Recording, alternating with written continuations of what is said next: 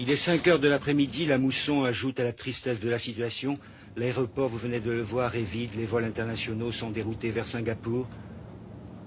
Les villages paraissent désertés, ce sont des villages malais, les kampungs à droite et à gauche de la route.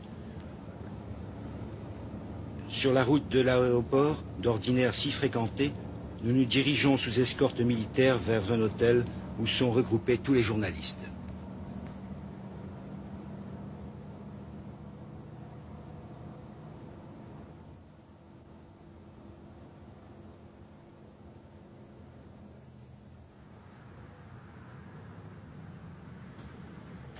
Les routes de l'aéroport sont sillonnées en permanence par des patrouilles militaires. Sur les bas-côtés de la route, les autobus, des voitures, de nombreuses voitures sont laissées abandonnées, elles ont été incendiées par les émeutiers.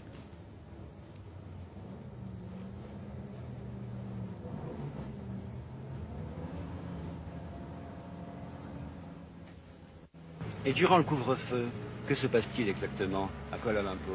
Eh bien, les gens ont très peur, ils restent chez eux.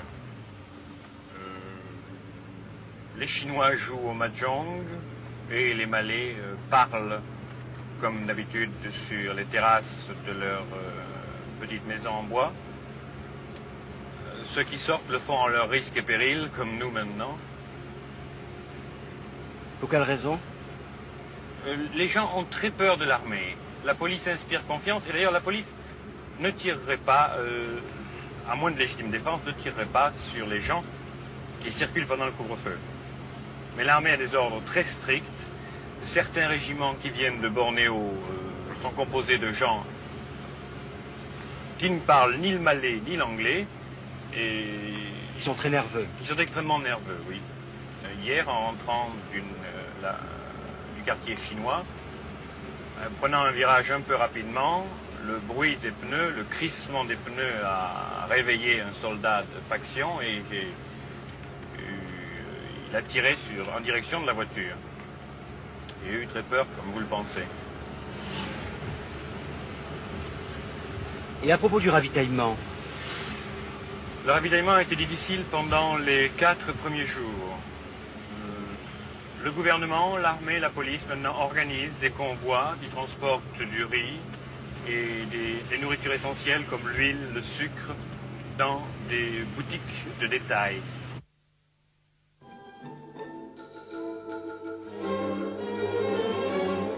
Voici le visage sinistre de Singapour, les émeutes.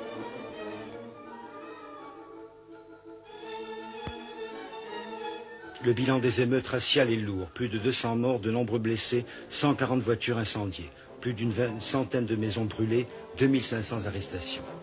Les troubles ont commencé mardi 13 mai vers 7 h du soir. Dans ces émeutes, 7 Chinois ont été tués devant notre école. La police est intervenue assez rapidement, mais les troubles se sont répandus en ville, en particulier dans les villages malais de l'extérieur de la ville, Kampong Baru, Kampong Pandan, etc. Et vers 9 h, il y avait environ 60 morts. Vers minuit, 200. Et le lendemain, 14 mai, la presse anglaise pouvait dire qu'il y avait environ 5 à 600 morts dans la ville. Et ces victimes appartenaient à la communauté chinoise ou bien à la communauté malaise? Mélangés. Il y avait des Chinois et des Malais, mais une grosse majorité de Chinois. En principe, ce sont des Chinois qui sont tués. Ce sont des Chinois qui ont été tués dans... Et comment expliquer cela? Il y a eu une flambée anti-chinoise, due d'une part à la victoire du Gerakan, parti de gauche, à prédominance chinoise. Et il comporte également des Indiens, mais c'est un parti surtout d'influence chinoise. Et les Malais ont pris peur peut-être? Les Malais ont eu peur que les Chinois contrôlent le gouvernement. En fait, ce parti de Gerakan contrôle les 3 États les plus riches de Malaisie. Il y a eu une maladresse probablement qui a été de les réunir dans cette avenue. Et lorsque le sang a été versé, l'inévitable s'est produit dans toute la ville. Tête coupée, bras arrachés, nous avons vu cela à quelques mètres. Et les Chinois se sont également pris à des Malais. Oui, alors les Chinois ont immédiatement réagi et s'en sont pris à des Malais, particulièrement dans un cinéma du centre de la ville. Ils ont attaqué le cinéma et tué, blessé plusieurs familles malaises. Donc pas de quartier de tous les côtés. Pas de quartier, absolument pas. Ce sont les réfugiés, des Chinois ou des Malais, dont les maisons ont été détruites ou bien des gens qui ne peuvent regagner leur domicile situé dans les zones interdites.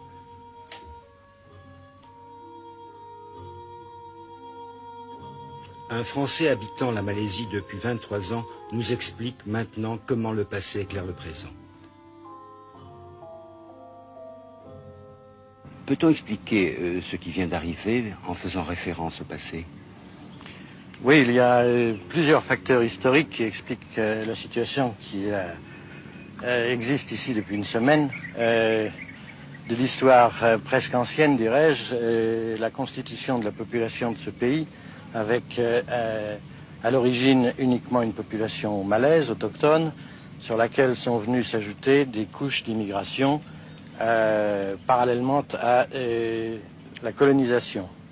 Il y a eu le passage des Portugais, puis des Hollandais, puis des Anglais. Et à mesure que ces gens mettaient le pays en valeur et le développaient, il y a eu des apports de population chinoise et des apports de population indienne qui sont arrivés progressivement au cours du 19e siècle et la première partie du 20e siècle. Il n'y a pas eu assimilation de toutes ces populations. Il y a un début d'assimilation. Ça a été l'effort principal du gouvernement depuis l'indépendance, c'est-à-dire depuis 1957, de créer une nation unie avec ces populations diverses. Et avec une langue qui est essentiellement la langue malaise. Avec la langue malaise, c'est-à-dire que vous avez aujourd'hui le malais, ou plus exactement le Bahasa Kebangsaan, qui est la langue nationale. Il y a encore deux langues officielles, la langue anglaise et le Bahasa Kebangsaan. Les Chinois sont en général assez hostiles à l'apprentissage d'une autre langue, en général. Je ne dirais pas qu'ils sont hostiles à l'apprentissage d'une autre langue. Ce qu'ils veulent, c'est préserver leur culture. Ils sont prêts à apprendre la langue nationale, mais ils veulent maintenir leur culture proprement chinoise en même temps. Le Parti communiste est banni en Malaisie. Les communistes se sont surtout infiltrés dans le parti appelé Labour Party, qui a donc boycotté les élections.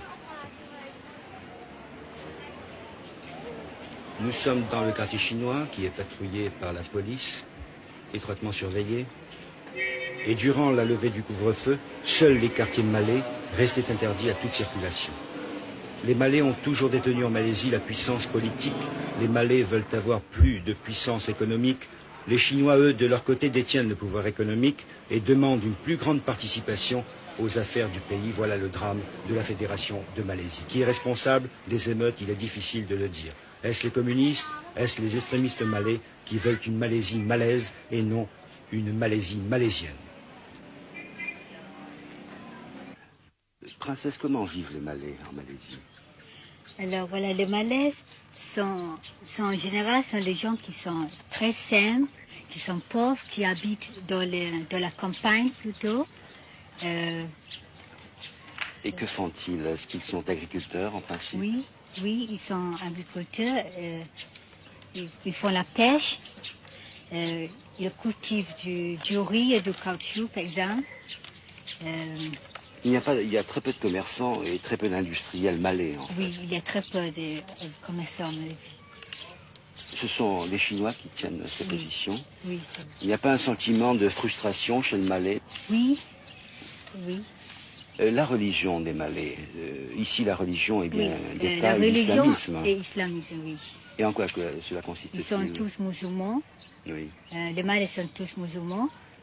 Ils prient 5 fois par jour. Même à Kuala Lumpur. Même à Kuala Lumpur. Dans chaque village, il y a toujours un mosquée. Ils sont très croyants, très oui, pratiquants. très croyants, oui. Ils ne mangent pas de porc.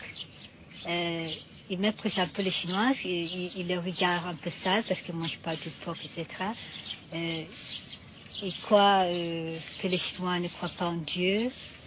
Et c'est pour ça qu'ils considèrent un peu les Chinois comme des infidèles. Oui, ce qui est l'islam traditionnaliste. Oui. Le drame de la Malaisie, le voici sur ces images. L'imbrication des deux communautés. Le Chinois qui vaque à ses occupations et le Malais qui prépare ses outils agricoles. Pour ce professeur chinois, il y a encore espoir de voir vivre en paix les deux communautés. Monsieur le professeur, à quelle époque remonte l'implantation des Chinois ici en Malaisie? Oh, il faudrait dire que les Chinois sont ici depuis à peu près 300 ans. Ils sont venus pour travailler, pour chercher de la vie, et pour cultiver la terre et pour planter. Et quand ils sont devenus un peu riches, ils retournent à la maison pour construire une petite maison. Et les Chinois qui sont venus ici sont principalement du sud de la Chine, de Fujian et de Guangdong. Et qui a favorisé l'implantation de ces Chinois? Ce sont les Anglais qui ont commencé la plantation de caoutchouc. Et les Chinois sont devenus avant eux, sûrement, et ils ont cultivé de la terre autre chose que le caoutchouc. Le caoutchouc est planté depuis à peu près moins de 100 ans. Et les Anglais ont fait appel à la main-d'œuvre chinoise? Oui, oui, ils ont demandé ça. Et ça a contribué énormément à faire venir des Chinois. Oui, c'est ça. Ce qui explique l'accroissement du nombre des Chinois peut-être en Malaisie. Oui.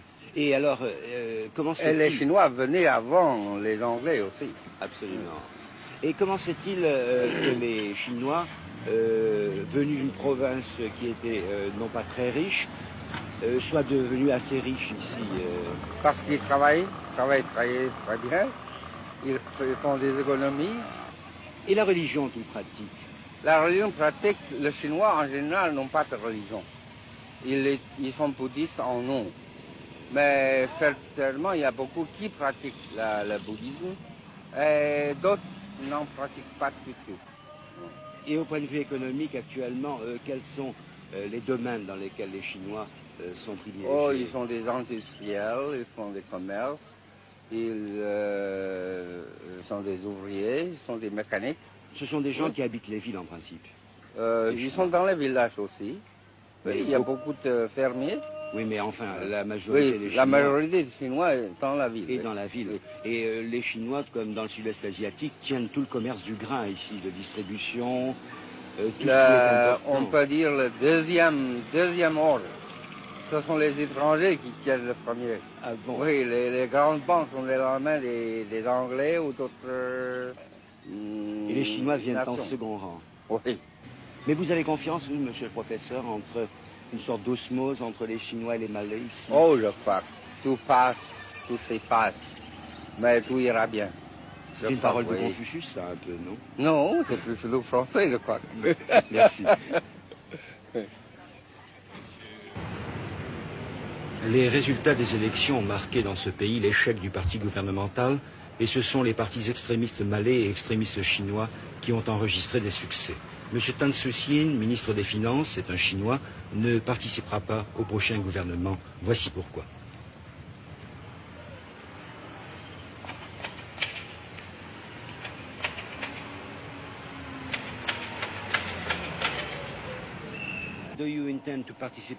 Envisagez-vous de participer au prochain gouvernement? Notre parti a décidé de participer seulement au prochain gouvernement provisoire.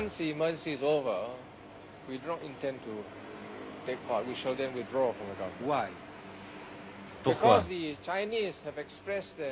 Parce que les électeurs chinois désapprouvent notre participation à un prochain gouvernement.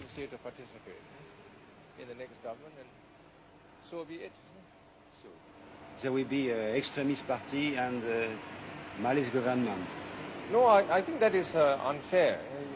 It will not be an extremist government, but it will be a Malay government, I agree. En Malaisie, il y a 4,5 millions de Chinois pour 5,5 millions de Malais. Voici maintenant Tun Abdul Razak, le ministre de la Défense, l'homme qui est chargé de rétablir l'ordre à tout prix à Kuala Lumpur. And do you think it's possible to have a government? Pensez-vous à la possibilité d'un gouvernement sans les Chinois?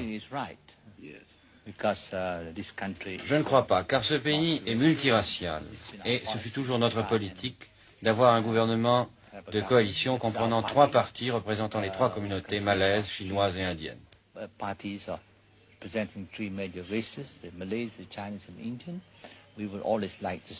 Nous avons toujours réclamé cette représentation tripartite car nous pensons que seul un gouvernement d'union peut diriger ce pays dans la paix.